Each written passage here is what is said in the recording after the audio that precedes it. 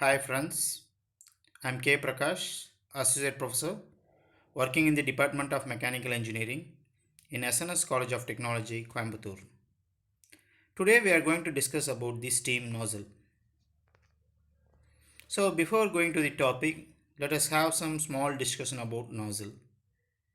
So here we have two pictures. In the first picture, we can see that two firefighters are trying to put down the fire.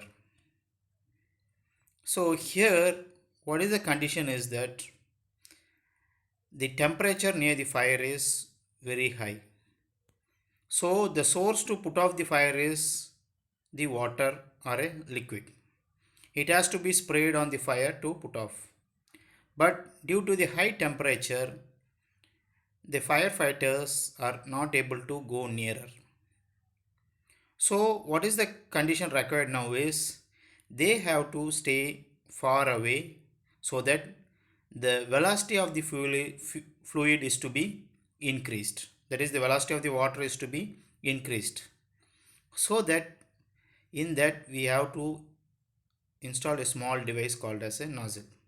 So when the nozzle is installed in this pipe, at the exit what happens is the velocity is increasing, so that as the velocity increases, so what happens is it will make easy to put down the fire. So this is the condition of the first picture. So here if we come for the second picture, we can see a steam engine. So in a steam engine, the main source is the steam, where a boiler is there. A boiler is a device which is used to produce steam from water, and the water is used to make this process continuously. As the steam is producing, is made to run a piston and a cylinder setup. So in case of thermal power plants, nozzles are used to drive the turbines with higher velocities to produce the shaft power. So this is how the nozzle is applicable in our day-to-day life. So here, so what is the main difference in these two pictures is, here in the first case the working fluid is a liquid, whereas in the second case the working fluid is a steam. So in our topic we are going to study about the steam nozzle. So first let us see what is meant by a steam nozzle. Oh, a steam nozzle is a varying cross-sectional area where the potential energy is converted into kinetic energy with the help of the heat energy from the steam, and the outlet of the velocity is increased to a higher level. So this is the main use of a steam nozzle. So here if we take the steam nozzle, we can see three different regions. So initially the steam is at a state of rest. So when the steam is at a state of rest, so its velocity is 0. So this state, when the velocity is 0, is called as stagnation state. So here in the stagnation state, some properties we are assuming as pressure, temperature, volume. Here we are taking volume as V and velocity as V. In some cases the velocity is given as C according to some authors. So this is the stagnation state. So when the fluid as a steam enters from the stagnation state, it enters into a steam nozzle with higher velocity, with a higher, not higher velocity, with a higher pressure, with low velocity. So the purpose of the steam nozzle is to increase the velocity of the steam from low velocity to high velocity. So here is a steam nozzle where at the exit we have PE, that is exit pressure, and VE, exit velocity, and here is a device which is the cross sectional area, and the heat energy in the steam is converted into kinetic energy. So this kinetic energy produces a steam jet with high velocity, and here in a steam nozzle the flow may be assumed as adiabatic. So if the flow is assumed as adiabatic, there is no heat transfer. So here Q is 0. Now let us see the different types of steam nozzles. The different types of steam nozzles are a convergent nozzle, a divergent nozzle, and a convergent divergent nozzle. So these are the three types of steam nozzles. First, let us discuss about the convergent steam nozzle. So if we take a convergent steam nozzle, from this picture we can view that the cross-sectional area in a convergent steam nozzle from the entrance is going on decreasing to the exit. So this is a convergent steam nozzle. Here the entrance we are assuming as region as 1, and we take all the properties pressure, temperature, enthalpy H, velocity as 1. If we take enthalpy H1, if we take temperature we take it as T1, and if we take pressure P1 at the entrance. And the same way at the exit we assume the condition as 2, and we take the pressure as P2, temperature as T2, and all the other properties as the second conditions. Here the pressure at the exit is called as the back pressure. So also here we have to come to know that critical pressure ratio. Here there is no throat, but if you go for the convergent divergent nozzle, we will discuss about the throat. But here the definition for the critical pressure ratio is that the ratio of the throat pressure to the inlet pressure. So here we can take it as an exit pressure, and where we are using this convergent steam nozzle. So if the back pressure is equal or greater than the critical pressure ratio, then we are using a convergent steam nozzle. So again the convergent steam nozzles are used to accelerate the subsonic fluids. So this is about the convergent steam nozzle. Now let us discuss about the divergent steam nozzle. So in a divergent steam nozzle, here the area is going on increasing towards the exit. Here also we are assuming the entrance as the condition 1 and exit as the condition 2. And here the back, we are using this divergent steam nozzles where the back pressure is lesser than the critical pressure ratio.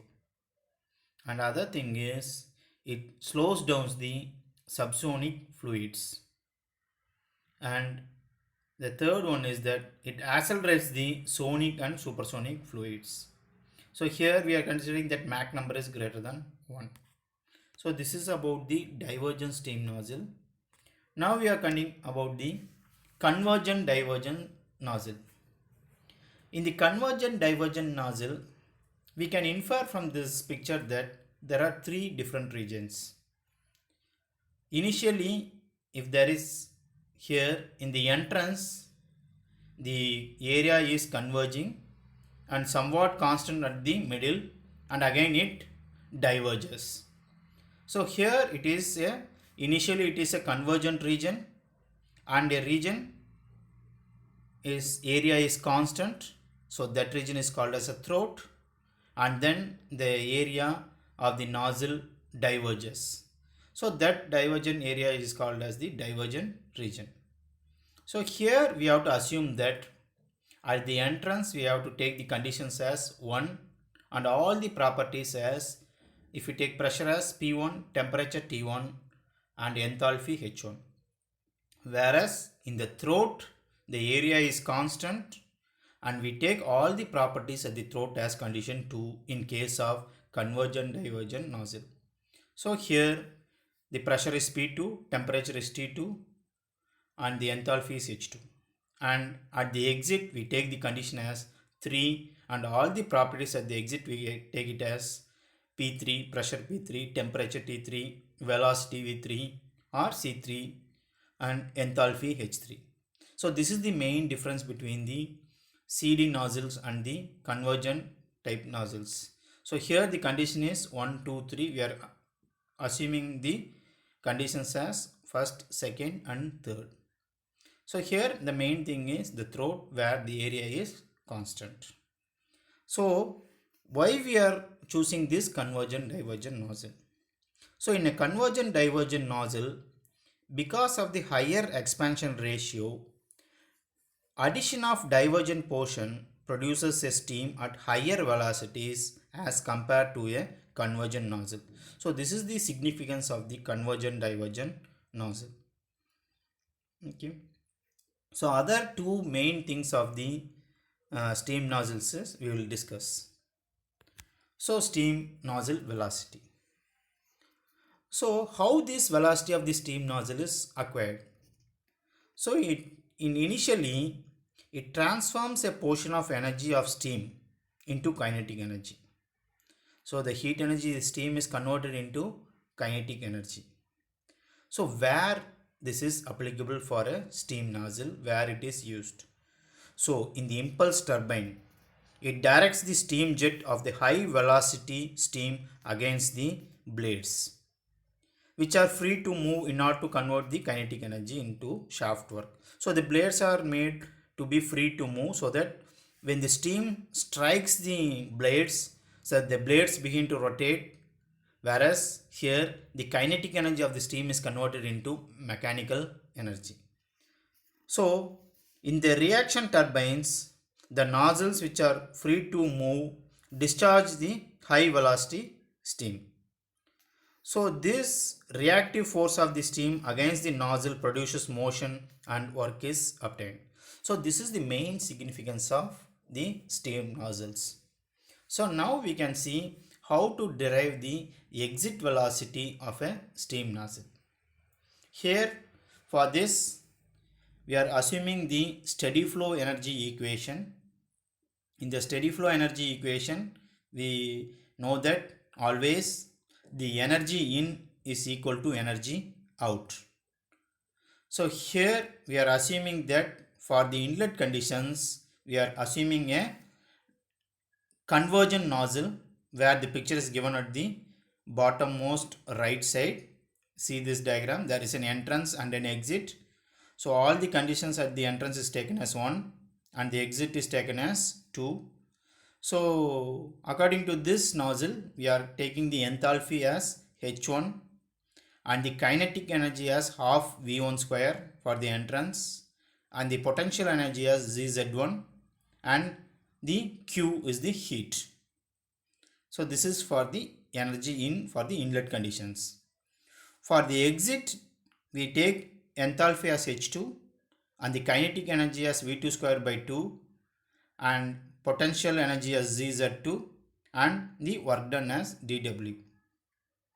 So here for nozzles, we are assuming that the flow is to be adiabatic.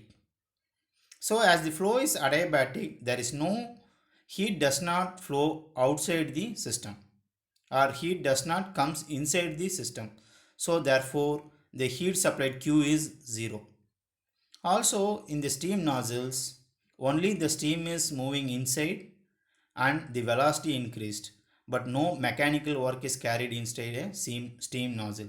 So here work done is 0. And if you see this diagram, there is a central line which is drawn at the middle of this picture. So if you take a base line and if you measure the entrance and the exit, the height from the baseline to the entrance is taken as Z1 and G is the gravitational pull, acceleration due to gravity. So ZZ1 at the entrance and ZZ2 at the exit are negligible. So in the steady flow energy equation, we put that Q is equal to 0 and W is equal to 0 and the change in potential energy is negligible. So the equation is reduced to H1 plus V1 square by 2 is equal to H2 plus V2 square by 2. That is enthalpy plus kinetic energy at the entrance is equal to enthalpy plus kinetic energy at the exit. Now here to find out the exit velocity V2, we keep the V2 on the same side and we take the H2 on the left hand side and rewrite the equation as V2 square by 2 is equal to H1 minus H2 plus V1 square by 2. Now we are multiplying the denominator 2 to the right hand side. So what happens is we are getting root of 2 h1 minus h2 plus v1 square as we are taking to find the value of v2. So here in some conditions we are neglecting the inlet velocity v1. So if we are neglecting the inlet velocity v1, we put it as 0 so that we are getting a final equation of v2 is equal to 2 into h1 minus h2 into 10 power 3. So if you take these two different equations, there is a small difference that here 10 power 3 is added. So this is because of to consider in a kilojoules. So now the final equation is V2 is equal to, if we multiply 2 into 10 power 3, it becomes 2000 into H1 minus H2. So this also can be written as, if you take the cube root, that is root of 2000, the value is 44.72. So this equation can also be written as the exit velocity V2 is equal to 44.72 into root of H1 minus H2. So this is the equation for exit velocity of a convergent type nozzle. So if the same condition, we can apply this for a convergent divergent nozzle. So what is the main difference between the convergent divergent type nozzle is, in the convergent type nozzle, we are assuming only two conditions, entrance and exit, whereas in a convergent divergent nozzle, we assume three regions, that is a entrance, a throat and a exit. So therefore in a convergent divergent nozzle, always the throat is added, so that to calculate the exit velocity of steam nozzle, we have to take the enthalpy of the inlet minus enthalpy of the exit.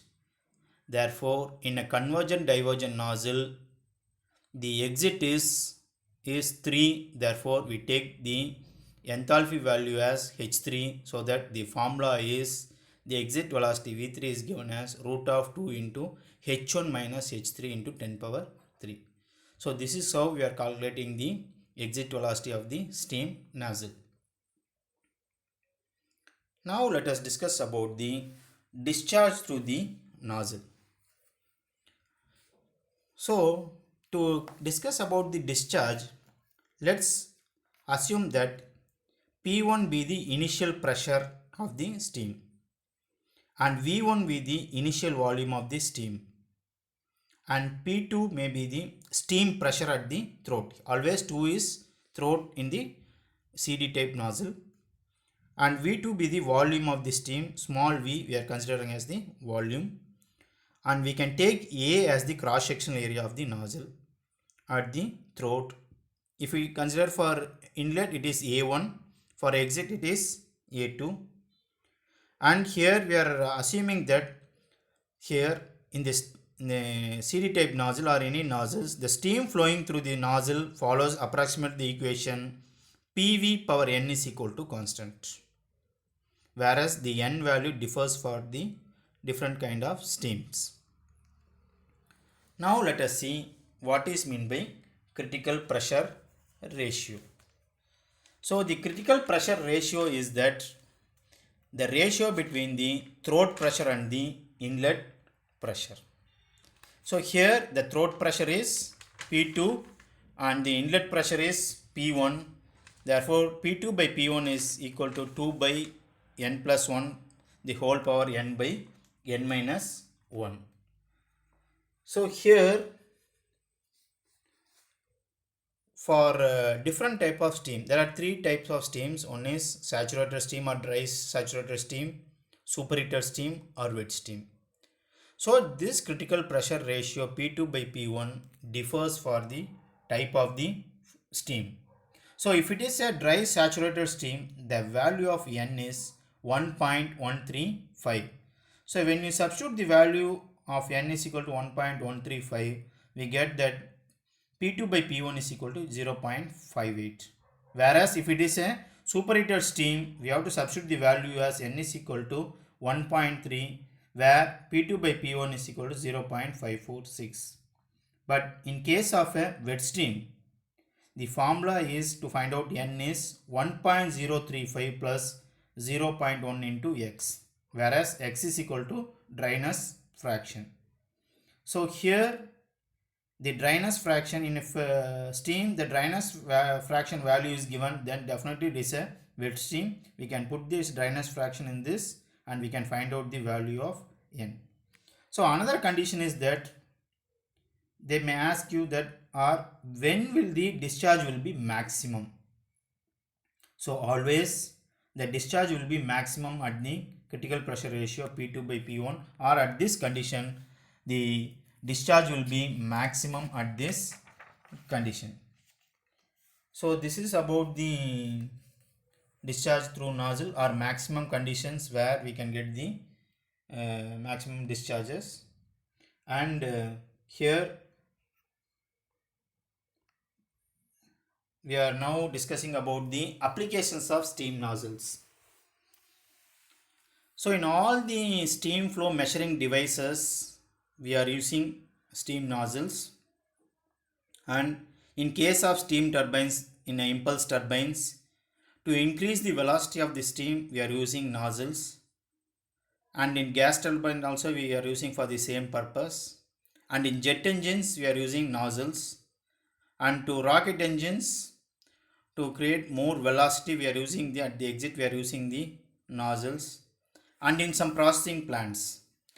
So in a processing plants, to dry the chemical components, we are using the steam nozzles for drying purpose. So this is about the applications of the steam nozzle. Now let us wrap up what we have discussed from the beginning. So this is a steam nozzle. So a steam nozzle is a varying cross-sectional area where the potential energy is converted into kinetic energy, where the potential energy is obtained from the steam itself, and this kinetic energy results in the high velocity of the steam at the exit. So this is the main purpose of the steam nozzle, and we have discussed the three types of nozzles: convergent type, divergent type, and convergent divergent nozzle. And we have seen how to calculate the exit velocity in case of an convergent nozzle and also in case of a convergent divergent nozzle. And we have discussed what is meant by the critical pressure ratio and what is the condition for the critical pressure ratio, and the values of n are the critical pressure ratio value for different types of steams. And we have discussed about the steam nozzle applications. I hope that this presentation will be useful for you. Thank you.